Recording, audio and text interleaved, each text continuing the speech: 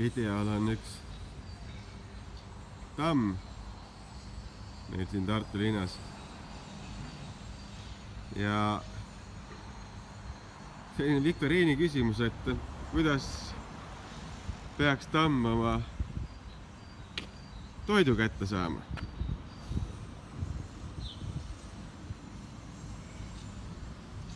Ja ütleme, et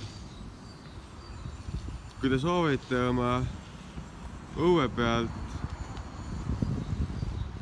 puust lahti saada, siis tuleb tänavakivi panna just nii, nagu on pildil.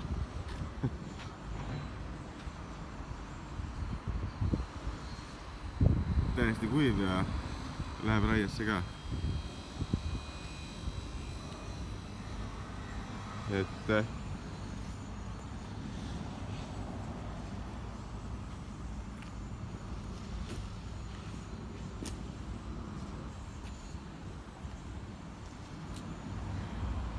väga hea näide, kuidas